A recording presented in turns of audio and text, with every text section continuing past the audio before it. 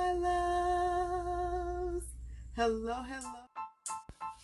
Welcome to the Complete Woman Podcast, a show for women who have become overshadowed by all the titles they possess.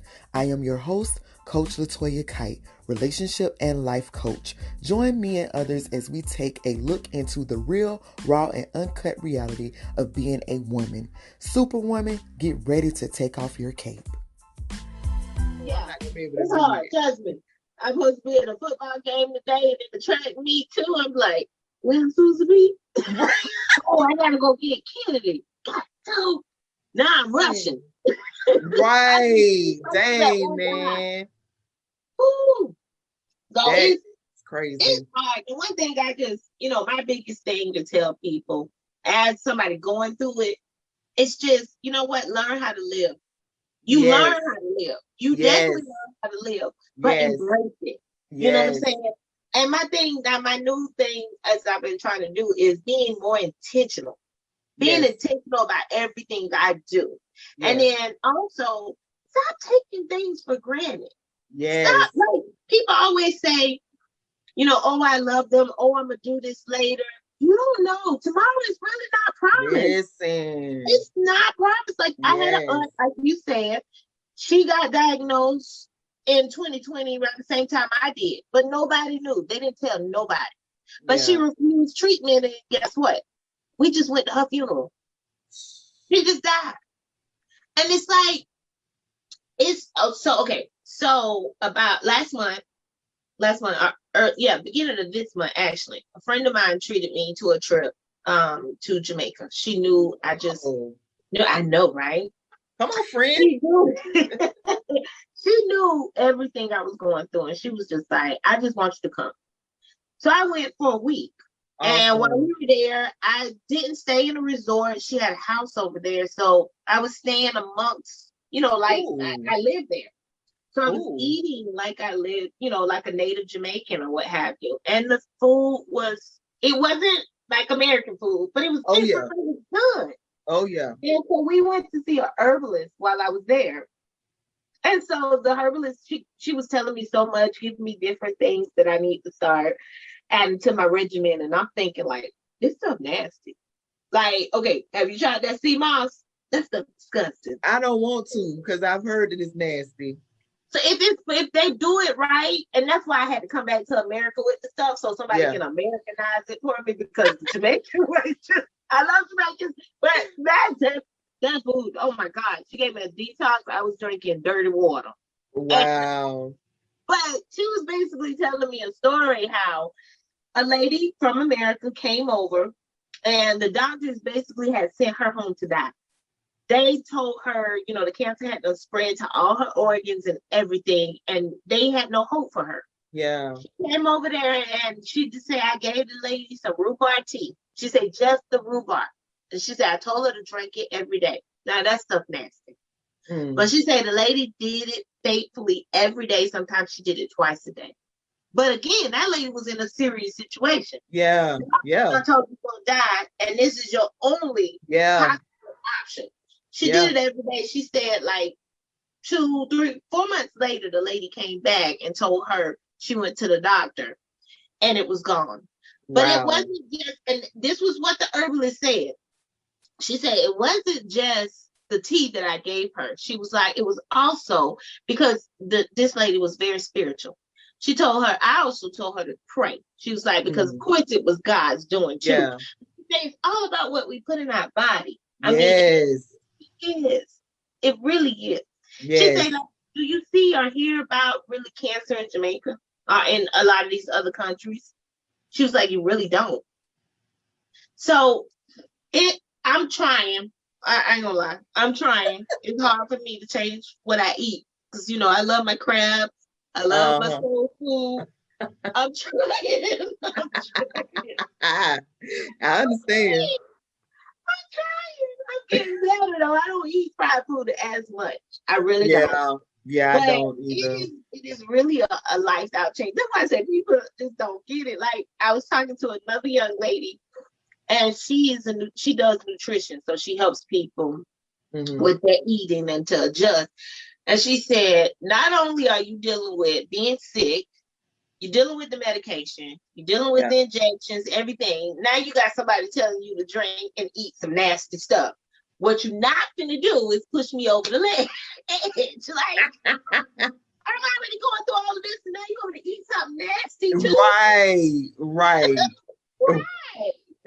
So it's like, I told him, but I was like, it's like if I just went and stayed over in Jamaica, I think it would be so much easier. Yeah. That's what I was gonna say, because you have options here. Like you can get chemo and all that kind of stuff, but see there they live off the earth. That's what they they do. And I've been saying that ever since, because when we were like younger and stuff like that, you didn't see cancer like that. If you did, it was older people who were already old enough to die anyway. So it was kind of like, okay, whatever. That's what happens when you get old. But now it's happening younger and younger and more often. And I said it has to be the food, because that's all we all have in common is what we put in our bodies. So it has to be the food and other stuff that we put in our bodies, because this doesn't make sense. It's just, it's running around so rapid. And I'm just like, we got to eat better, because when our people were eating, they were eating from the earth. They were eating, what they could pick and what they could kill. That's what they were eating. Now this stuff that we get in and they doing whatever they doing to it. They processing it. Like everything is made in a warehouse. No, they put all these chemicals in it. When I heard, because when I got diagnosed, I was like, I'm too young to be here. But then when I heard they said it was children.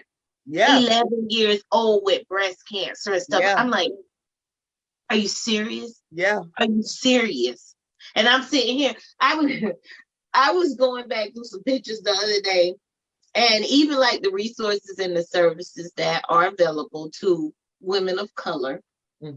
I went to a friend of mine was like, come on, let's go to the American Cancer Society and, try on some wigs. They have free wigs for you. So I was like, okay, let's go. Girl, I was sitting there trying on the wigs. I was looking like Madonna and Dolly Parton. They didn't have anything for me. And I was like, I mean, thank God I was in the right mental space and mindset that I didn't let that make me feel, any type of way. But I just could only imagine how somebody else would feel who's struggling with it. And then you go to get some services, and then it's like, but they laughed. We all had fun. They, brought in some more stuff, but I was like, there's nothing here for me. That's funny. But so I'm here now, and to me, my goal in life, and it's hard, I say, okay, God just wasn't finished with me, or he has some more work for me to do. And how better can I help somebody if I don't have a reference? The message that I listened to, he's like, God gives you references to put on your resume, because he can't put you out there with a blank resume. And so that's now good. I got a lot on my resume, so God, at any time, we can. And we stop putting stuff on this resume. Like, I don't think I need anything else. My resume is overflowing. I'm overqualified at this point. I am. They don't tell me you're not hired. Like, seriously, come on. That is so good. That's the same thing. That's what kind of made me start, looking at everything different and having a more positive attitude during the process, because I said, if I do have to go through it, even though I don't understand and I am still upset that I have to go through it, I'm not going through it for no reason at all. Like, I definitely, there's definitely a reason. And even you said, he was like, Toya, you don't understand what your story is going to do for other people. You don't understand how many people you're going to affect. And you were not lying. Like, my inbox, my phone, everything blew up when I was telling people. And it's so many people that have dealt with this thing in silence. It's so many people that didn't know better when it came to healthcare and all that kind of stuff. When I started sharing, my experience with doctors and stuff like that, people didn't know a lot of things. They didn't know that they could do certain things, and they didn't understand how important it was to second guess your doctors and question your doctors, and if you're not comfortable with your doctor, change your doctor, because that's what I had to do. A lot of people didn't think about that, even with insurance and stuff like that. A lot of people didn't think about that, especially in our community. We Black folks, baby, we won't have insurance. But listen, if we didn't have to have car insurance and all this stuff, we won't have it, because we be trying to keep our coins in our money. We be trying to keep our coins, and we do not want to spend our coins on no insurance for nothing. We don't care nothing about that. But what you say might happen, but like I try to explain to people, man, it's happening to us younger and younger, and we have to we can't wait until we're older to get things like life insurance and health insurance and stuff like that, because it's not happening in grandma age anymore. It's not happening in mama age no more. It's happening at our age and younger. So a lot of things that I've been able to, because of the transparency that I have had, been able to open people's eyes to a lot of things, man, it has definitely shown me, that I do still have a purpose, and that me going through this was for something bigger than me. I didn't understand. I still kind of don't understand, but I know it was to affect other people and help other people, because like you say, how would they know unless I have some reference? How would you know? Other people probably wouldn't ever get tested for the things that we've been through if we don't share. Like, you won't even think about it. So, I'll wait till later to do that. I don't have to do that right now, and even with Tiffany, going through colon cancer, so many people, like, I just took my husband to get a colonoscopy, because so many people are now like, I need to go get a colonoscopy. We weren't thinking about that, though. We weren't thinking about that. No, we were not thinking about that. We was like, okay, we'll wait until the doctor tells us to go get it done, at the age that we're supposed to get it done. But now people are more aware of stuff that we were not aware of before, because all of us are sharing our stories, and that was like the biggest thing. Like, when I went through, a lot of people, I shared the first time. I shared everything. I was very transparent. But as a culture, yes, we grew up where you just deal with stuff by yourself. And you're looked at as weak, or even the mental side of it. Yeah. When you tell somebody to go to counseling, people look at you like, we don't go to counseling. We don't do that. But you don't understand how much, it's needed. It's really, really important if you don't understand that. And then on the side note, another thing is, we do need to start buying that life insurance, because you wonder why. That's how wealth starts in a family. Yeah. When you do that life insurance, you keep it going. That's how you leave wealth behind. But of course, I didn't learn that until after I was already diagnosed. So it's kind of hard for me to get life insurance. Yeah, I was trying to get it right before I got diagnosed. And I was like, God, dog. I'm like, dang it. So, I'm still trying to figure out a way around it, though. I know, because I know it's needed, and then they don't have to worry about what's gonna happen after you die. Worrying about how they're gonna bury you and all this other kind of stuff, because we'll have that. And people just, they don't think about that kind of stuff. We have to really think on a different level now, again, especially in our community, because we don't, like you say, because that's what my initial thing was. I was going to go through this by myself with my family. We was going to keep it to ourselves and let me just deal with it or whatever. And God said, no, you need to share this. God said, no, you need to share. People. I was like, God, I don't want to do that, because I halfway want the people in my business. And stop being stingy. Look, you being stingy. Them people need you. I'm like you. I had so many people calling, inboxing. Stop being selfish. Girl, I didn't care. I did not care. I was like, God, I don't want to tell nobody. I don't want to tell none of them. Shoot, I don't want to talk to them. I was like, I don't want to talk to nobody about it. I don't want people to know. I don't care. Like, I'm not doing that. And he was like, no, you need to share it. And I was like, I eventually, clearly I did. But and especially with me doing things that I do with women, you know what I'm saying? Yeah. For me to have something that only affects women, because only women can get cervical cancer. So it was like, how you gonna keep that to yourself? Like, how you not gonna share that with the women, because they probably don't know the same stuff you didn't know, because it's a lot of stuff I did not know, so, and then come to find out it's a lot of stuff they really did not know when I started sharing my stories. So I was just like, okay, God, I see you, but I still don't like it. You so and I had my bout with cervical cancer, so I did have cervical cancer as well. That's why I have a complete hysterectomy now. At a young age, I was like, I'm too young to have a hysterectomy, but I got one. I'm just, it's a blessing to me. It's a blessing to be able to share my story to help so many people.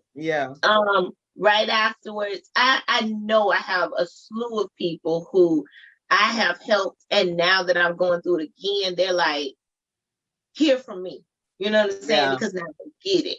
But I'm always willing and ready, because I just in life, period, not just health stuff, but the stuff that you go through is to help other people. Like you got a lot of stories and a lot of things you have been through that you've been able to use to help people. And because in my mind, I didn't go through this just to go through it. Like in my mind, somebody gonna get help now. I'm gonna get better, and somebody's gonna be helped, because I didn't go through all that heartache and pain for nothing. Nothing. Wait a minute. Exactly. And then in the midst of talking about this, you do think about it, but you don't really pay attention to how it affects your kids. And how it helps your kids. Like my babies, oh my gosh, it was hard for them. A lot of stuff. Like I say, they were going through their parents separated, and now their mama's sick, and you don't know if your mama gonna live.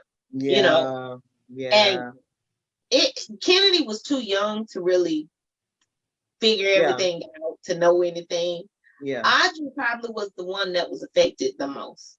And she would cry, and then it was like, oh my God. So that was another reason. It was like, I got to keep smiling. I got to. They want them kids will make you go through stuff and go through it with a smile and a strength that you never knew that you had. Like, seriously. And I thank God that, my 3 girls were older, so they were not they had a rough time with it, but they were older and stuff, so they were already gone, so they didn't have to really see me go through it. And then, like I said, I sent my son to live with his dad because I was so sick and so weak, so he didn't really have to see me go through it and stuff like that. But they all kind of, like, Michael, he was younger, so he kind of didn't understand, because I told him I had a procedure done, and it was, I think, one of my biopsies, and so he thought I was cured. He said, "Oh, mama, I thought it was gone." I was like, "No, son, I'm not." So, but he didn't really fully understand, so he didn't have the same kind of emotions that the girls, kind of had with it or whatever. But I thank God that they were older, that they didn't have to see that, that they didn't have to be in the house with me and see me go through. But when they would call, they were like, "Oh my God, Mom, you sound so like weak. You sound like you just sleepy. Like you don't really sound that good." And I was like, "Yeah, it's rough." That's all I could keep saying to people. That's all you can say. It's rough. Nobody understands until you don't get it until you go through it. Right. So that's all I can say. Yeah, it's rough. It's tough in these streets, baby. It's not good, So yeah, raising kids and having them to see that, I think that is one of the worst things, but also, like you say, it pushes you, it pushes you to do better and be better. And I think that having, children, it definitely helps you heal and stuff, because it's like, I got to do this for my babies. I got to be better for my babies, because I want, and then you want to teach them a lesson in the meantime. Hey, when you going through, this is what you do. This is how you keep going. Don't let anything take you out. Don't just sit back and take it. Do what you can do. Do what you got to do. So yeah, and then you still got the support. You sick, ain't feeling good. You got to go to football games. Listen, that's what I say, friend. I'm praying for you, because thank God mine were older and out of the house, and I didn't have to do all that. And then my son was able to go to his dad, so he was letting him go to school from over there and stuff like that. Because I was like, oh, I can't do it. I couldn't even get up to take him to school. I was like, oh, dude. So yeah, friend, you have a different kind of strength. Oh, girl, I'm telling you now, even some of these days, I'm so glad it's about to be the summertime. Ain't nobody going to camp over here. We just going to sit at the house together. And on good days, we'll take field trips or something. But no. I don't want to move. I feel you. It feels good right here. Yeah. And then, like, simple things people take for granted. Simple things. Like, yes. I used to have OCD, and my house just had to be clean. Now, and then it's even though I want to, I can't. I still like doing laundry and stuff. I can't. Cleaning, I can't, because when I do it, I start out great. Yeah. But about 5-10 minutes in, and I'm gonna pay for it for the next day or two. Yes. And I'm just like, so at this point, you come over here, I might have a pile of clothes. Dishes might be the same. I always tell people all the time, it literally would take me like a week to do dishes, because I have to go in, do a little bit, and then come back, go lay down, and then come back later and do some more and all that kind of stuff. Because you get weak, you get tired, you start being in pain, all this stuff. Like you said, the simple stuff that we take for granted. It's like, no, I couldn't do it, and I still, at some extent can't do so. I just started going for walks again, because I was walking a lot before I was diagnosed.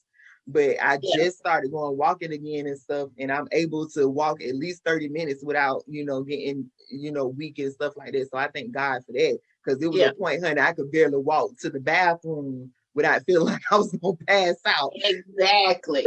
Trust me, girl, I know. Used to be on the go, and we still young, so you still want to be on the go. Right. We go to the movement part. Y'all, I need the man, they had mentioned that. One of my family members, I think, had mentioned something about a music part. I think it was Zach, my brother, and he was like, "Yeah, we should go." I said, "Brother, I'm not gonna make it." I'm telling you that I'm probably not gonna make it further than the entrance. I'm not gonna be able to do it. You're gonna have to rent the electric wheelchair. Yeah, I'm not gonna be able to do it. It's not gonna happen, because I just get tired, and I'm just we took kids. Me and my mom and them took the kids, and I promise you, Mama told me, she turned around, she told me, "You sure you don't want?" "Mom, I got this. I'm good." Then we got back to the hotel. I was crying. Listen. Because you still want some normalcy. And like you said, the way that you handle it is the way that everybody else is going to handle it. And even my family, all of them, they even said, it was like, I'm over here distraught. But when I talk to you, you calm and you just calm. So I had to change the way that I responded, because if you're not distraught and you're not cutting up, then I don't need to be doing it. So let me get myself together. I said, I was like, I have my moments, and they see me have my moments where I be in there boo-hoo crying, screaming out to God, not understanding, all the kind of stuff, don't want to talk to people. And so they see that, but they often saw, hey, she trying to hold it together, so let's try to hold it together enough, and that's why I will always pray for them, though, and I will always tell people, make sure you check on my family too, because they need support as well, because to watch your loved one go through that's tough. You can't do anything about it. You can't do anything. People will ask me, what can I do? You can't do, it's nothing you can do. I got a good friend now that goes with me to a lot of my appointments and will watch me getting these shots. And I'm just standing there and I'm crying. I mean, tears just flowing, because one, it hurts. And then it's just like everything just flashes in front of you. Like, I got to keep doing this for the rest of my life. I'm tired of doing this. This hurts. It makes me don't feel good. And they always saying to me, I wish I could just take the shot from you.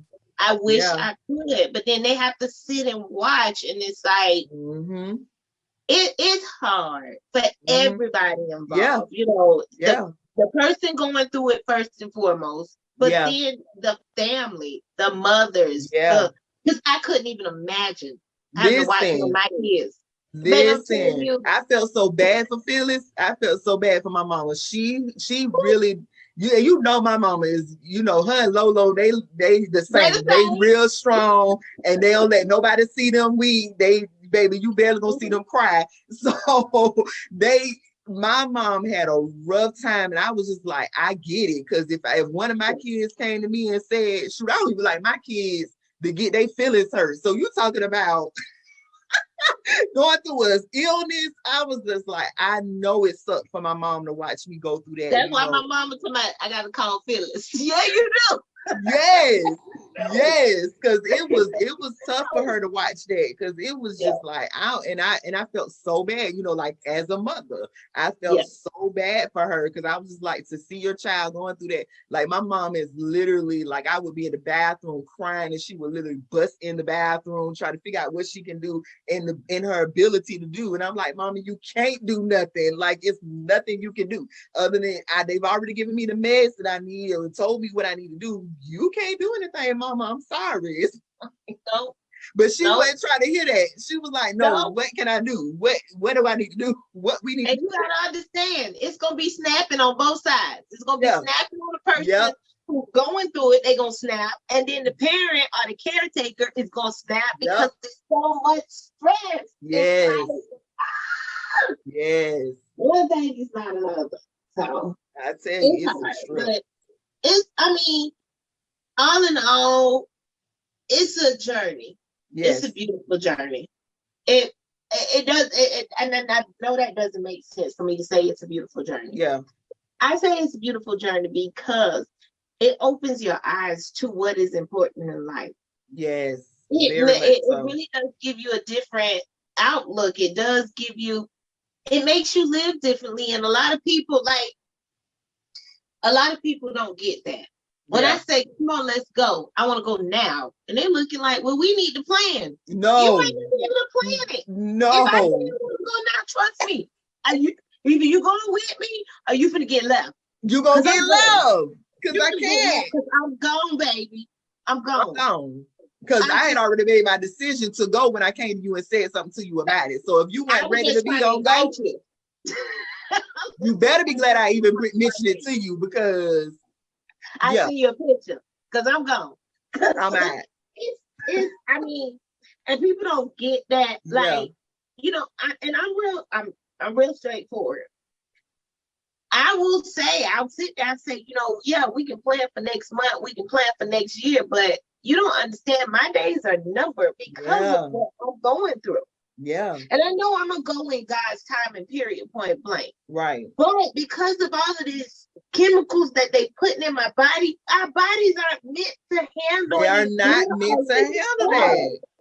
Then you got stress on top of that. Yeah. You got what we eat, you know what I'm saying? You got all of that. Our body's not meant to handle that. So to me, my mindset is, yes, my days are numbered. You know what I'm saying? My life has kind of been cut in half compared to somebody else's life. Yeah. And that's my opinion. Nobody has to agree with that, but that's how I look at things. Right. So it's like, if I want to go buy a house tomorrow and I can, I'm going to buy a house tomorrow.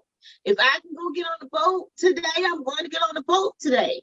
I'm tired of putting things out, because when you go through stuff like this, you need more moments of doing things that make you happy. Yes. Because when people don't see you, they don't realize what you're going through.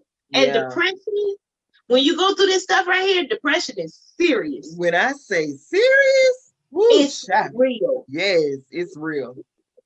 You just learn how to go in and then come out. That's all really going through health stuff, you just learn how to just tap into it and then come back out. Yeah. Like sometimes, people say, well, I hadn't heard from you in a few days. You been busy? No, I've been home.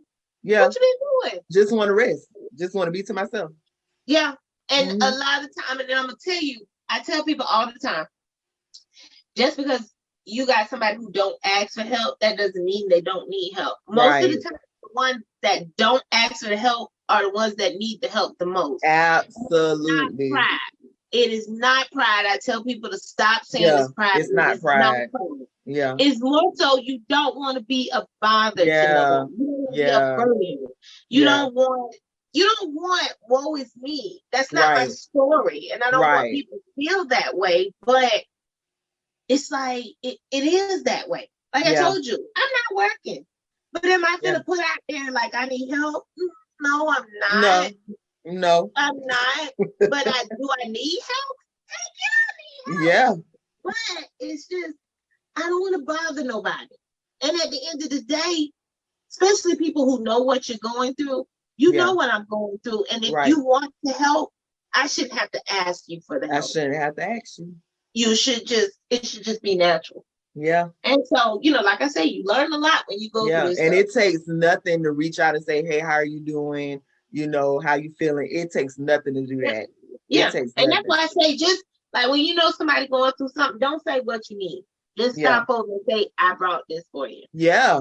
Because more than likely it's what we gonna use it, because we grateful for the fact that you even thought of us to do it, but so whatever, it's gonna put a smile on our face. I know every card, every balloon, every flower, everything that was sent to me or given to me, it put a smile on my face because it's some fact that you thought of me, because you don't have to think of me and then to act on the thinking that you had of me. You didn't have to do that. So it definitely brightens my day. You don't even know, in that moment I could have been contemplating that I wanted to give up. In that moment I could have been contemplating that I'm done. In that moment I could have been sad, hurt, or something. You never know. And your flower or your card or your text message would have just put me in a better spirit. You never know.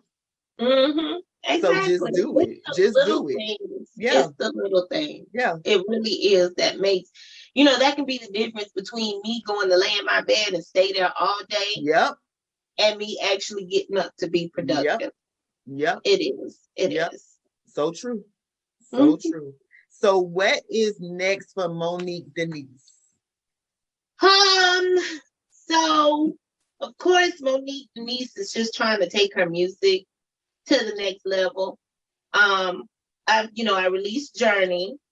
I have more music that I've been working on, and it's available. I just haven't technically released it, but I want to do more with my music. I want to do more speaking engagements to just try to share my story. I want to be an encouragement, because I realize that's what I'm supposed to do. I'm supposed to be out here sharing my story. I'm supposed to be out here helping people from, being a single mother, from being a college student, and a mother at the same time, and working, you know what I'm saying? Being a married woman, being a divorced woman, and now being, a single mother, sickly, whatever. I just know my job is just to help some people who just don't get it. And I want to use my music as that platform, as well as, because I feel like, to me, music is a universal language. I don't care what race you are. I don't care where you came from. I don't care what you look like. Music brings people together. And my goal is to use my music to uplift people and to encourage them. And when they leave, my shows, when I do my shows, I want people to leave with a positive moment. You know what I'm saying? Memorable, to say I made them smile. I made them laugh. I made them have fun, But I mean, as far as me, I just gonna keep fighting, keep fighting. Not give up, and just, try to find a better way of getting these injections once a month. I actually go Monday to get my injection, and I'm not looking forward to it. Yeah, I go tomorrow, so I don't know, just remain positive and just continue traveling, as much as I possibly can when I get the opportunities, and just embrace whatever is next. Awesome. Well, that's good. Just all you can do is keep pushing and keep fighting and do what you can in your power. So what makes you a complete woman?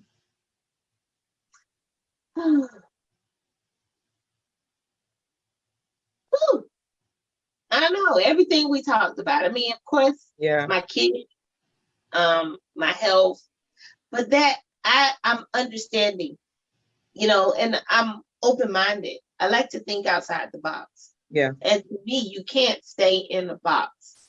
So being able to see everything from different angles, different perspectives, and then willing to help my next sister, uplift them, and, show them the path, to help them not make the same mistakes that I've made, or go down, the same roads, things like that. I think, Awesome, cool. So let everyone know how they can contact you or book you, so y'all can book friends for a gig or something, or event or something. So let the people know how they can contact you. Well, you can find me and follow me on Instagram, and that's at Monique Denise Songstress. And then on Facebook at Monique Denise Band. You can also visit my website, www.moniquedenise.com. My information is on there. I can be reached at songstressmonique@gmail.com. Also at 904-419-9026. So yes, they can book me as a solo act with just tracks, or they can book me with my band. So we do take private gigs. They can also come see me weekly. I'm at Jazz's every Thursday night from 7 to 9. On Thursday nights, we just have fun. People come in there, they have their parties or what have you, but we have fun. It's a little more intimate, personable, because it's just me and tracks, but we still have fun. I'm telling you, people still dancing, doing their thing. On Saturdays, I'm there every other Saturday, so I'll be there Saturday. I'm there every other Saturday. So you can look on my website to see when we're there. Now, those nights, I can't tell you what you're going to see, but we have a good time. We have fun. I'm telling you, we done seen people men do splits. Oh, wow. I done seen an old lady and her granddaughter do a split, and I'm looking like, but it's I won't say it's rated R. It's PG-13 fun. Okay. It's adult fun, put it that way. I personally on Saturdays, I don't bring my kids to Jazz's, but on Thursdays, it's still low key. It's fun. I have a good time. Good. Okay, cool. So, yep, that is all that I have today. That is all from us today. Like she has given her contact information. So please contact my friend and book my friend, all that kind of stuff, and learn from her story and just be inspired overall. And hopefully it affects you in a great way, to where you make some changes to the way that you approach your health and the way that you approach your life. You can contact me at thecompletewoman19@gmail.com if you want to book me. I do speaking engagements and stuff, and I am a relationship coach. So you can definitely book me. And as well, if you want to be a part of the podcast, you can definitely contact me there and let me know that you want to be a part of the podcast. And if you want to sew into me, you can do that as well. You can sew, and if you wanted to sew into Monique Denise, you can do that as well. Yes. If you can't show up to a show or book a sew into friend, So we thank you for joining. I thank you, Monique Denise, because you did not, even though we've been friends forever, you did not have to join me on my podcast. But I thank you for being willing and coming along and sharing your story. I always love talking to you. You are absolutely amazing. And as you know, I'm always here, girl. You always know I'm praying for you. So thank you guys for listening to the Complete Woman podcast. Have a great day. Goodbye, my loves.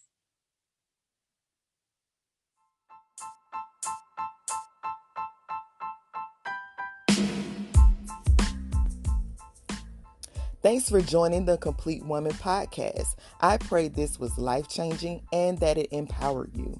Connect with me on Instagram and Facebook, Toya Shante Kite. If you will want to hear a certain topic or you would like to be a guest, email us at thecompletewoman19@gmail.com. Also, subscribe to the podcast on all podcast platforms, also on YouTube. Let's chat soon.